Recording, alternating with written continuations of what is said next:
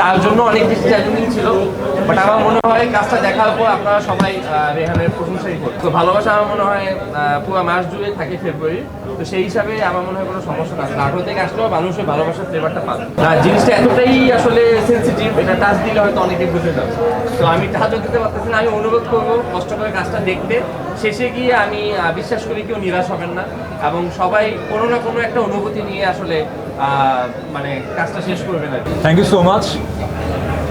আমি আসসালামু আলাইকুম সবাইকে। আমার নাম রেহান। স্বাভাবিকভাবে আমি প্রথমত অবস্থায় খুব ভয় পেয়েছিলাম, কিন্তু ভাই আমাকে ওই কমফোর্টেবল জোনটা দিয়েছে, এমনকি ভাইয়ের যে ফুল টিম সাথে মেহজাবিন আপু আমাকে সেই কমফোর্টেবল এনভায়রনমেন্টটা ক্রিয়েট করে দিয়েছে বিধায় আমি সেটা ভালো করেছি। আর প্রচুর আপনাদের ভালোবাসা পেয়েছি, মানুষের রেসপেক্ট পেয়েছি, ভালোবাসা পেয়েছি। তো সেই খাতিরেই টানা একটা বছর পর আমরা নীল সুখ নিয়ে আসলাম।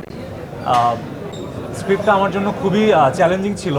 আমি ভাইকে বলেছিলামও যে ভাই কেমন কি করব।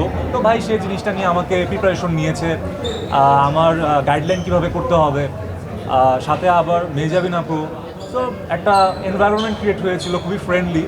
সো খুবই এনজয় করেছি কাজটা। আর বাকিটা তো আপনাদের দোয়া আর ভালোবাসা।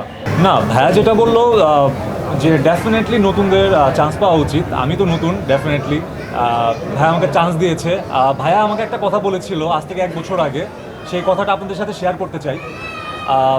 আমি ভাইকে আর একটা সময় বলেছিলাম, ভাই আমাকে দিয়ে কি প্রজেক্টটা হবে বা আমি কি করব, প্ল্যান কি। কারণ আমি এর আগে আমার ক্যামেরার সামনে দাঁড়ানোর কোনো অভিজ্ঞতা ছিল না এরকমভাবে, আর ওটিটির মতো একটা প্ল্যাটফর্ম, সেটা বিঞ্জে। তো ভাই আমাকে একটা কথা বলেছিল, আমি আপনার প্রতি 100% ডেডিকেটেড দিয়ে আপনার উপর এফোর্ট দিব, কিন্তু আপনাকে মাস্ট বি 200% এফোর্ট আমাদেরকে দিতে হবে, তাহলে কাজটা ওয়ার্ক করবে। আর কাজটা কেমন ওয়ার্ক করেছে সেটা তো আপনারা জানেন, অলরেডি আপনারা দেখেছেন। আর রাতের ব্যাপারটা তো দর্শকরা খুব পছন্দ করেছে। আর এবার যেটা গতানুগতিক ধারা থেকে, গল্প থেকে বের হয়ে ভিকি ভাই তো ডেফিনেটলি টুইস্ট দেওয়ার জন্য, লাস্টে তো অনেক টুইস্ট আছে। আই থিঙ্ক দর্শকরা অনেক পছন্দ করবে, ইনশাল্লাহ। Hope for the best. মানে আমি আসলে সম্পূর্ণরূপে প্রস্তুত হয়েই আসতে চাই বড় পর্দায়, কারণ মানুষের অনেক প্রত্যাশা আছে কি আমার প্রথম ছবি খুব ভালো হবে এরকম একটা ব্যাপার। সেই জায়গা থেকে আমি আমার দর্শককে হতাশ করতে চাই না, এবং সব কিছুরই একটা সময় থাকে, ভাগ্যে লেখা থাকে, সবারই লেখা আছে কার কোন সময় কি হবে। তো আমার যখন টাইম আসবে অবশ্যই তখন দেখবেন আমার ছবিটা।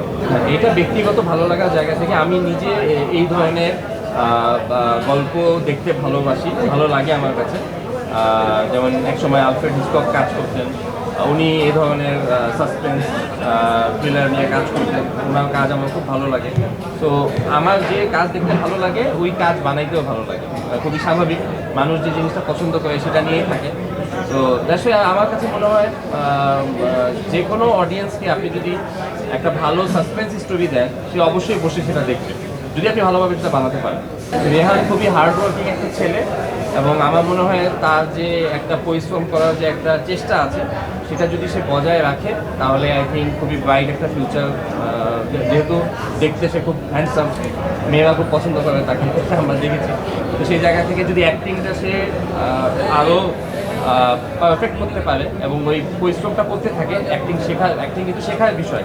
মেহজাবিন আপু এত ভালো অ্যাক্টিং করেন, আজকে উনিও কিন্তু ডে ওয়ানে এখনকার মতো অ্যাক্টিং করতেন না, গ্র্যাজুয়ালি উনি শিখেছেন, কাজ করতে করতে শিখেছেন। তো রেহানকেও আমি অনেক শুভকামনা জানাই, ও আরও ভালো ভালো পরিচালকদের সাথে কাজ করবে, কাজ শিখবে এবং হয়তো অনেক বড় একটা জায়গায় যাবে।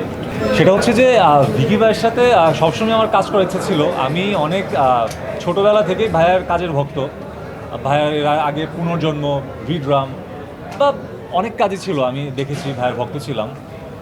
আমি ভাবতাম যে একটা মানুষ কিভাবে এত ক্রিটিক্যালি ভাবতে পারে, আর এন্ডিং সিনটা এত টুইস্টকে কীভাবে হতে পারে, কিন্তু কখনো ভাবিনি যে আসলে এত কুইকলি আমি ক্যারিয়ার লাইফে ফার্স্ট পর্যায়ে ভাইকে পেয়ে যাব। ভাই মেধাবীও একজন পরিচালক, প্লাস হলো ওনার আমি এক্সপিরিয়েন্স করেছি, উনি অনেক স্টাডি করে ফিল্ম নিয়েও তার তীব্র একটা আশা আছে, আকাঙ্ক্ষা আছে ফিল্ম জানার প্রতি, কিভাবে তার আর্টিস্টকে সে দেখতে চায়, এমনকি একটা আর্টিস্টের মধ্যে থেকে সে কী বের করতে চায় বা স্টোরি প্লটটা কী চায়, ফুল ডিটেলিং ব্যাপারটা ভাইয়ের মধ্যে থেকে আমি দেখি। আর ডেফিনেটলি অনেক ডেডিকেশন নিয়ে সে কাজ করে তার। এখানে একটা ছোট্ট একটা খুব মজার ঘটনা শেয়ার করি, যেটা খুবই আসলে আপনাদেরও মজা লাগবে। সেটা হচ্ছে নর্মালি তো অনেক মানুষই মেসেজ দেয় মেসেঞ্জারে, সেগুলা যারা ফ্রেন্ডস না তাদের মেসেজগুলো আদার বক্সে চলে যায়, আমরা সবাই জানি। তো অনেক মেসেজই আসে, সব মেসেজ তো পড়া সম্ভব হয় না।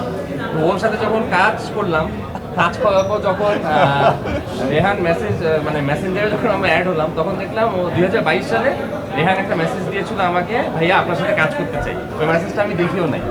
তো তার মনের যে একটা উইশ ছিল সেটা সামহাও এটা আসলে পূর্ণ হয়েছে। আল্লাহ তাআলা তো এই জিনিসটা আমার কাছে খুব অদ্ভুত লাগছে। আমি খুব অবাক হয়েছি, আপনি মেসেজ দিয়েছেন 2022-এ আমাকে কাজ করতে চান, এবং 2023-এ এসে সেটা হ্যাঁ, আসলে।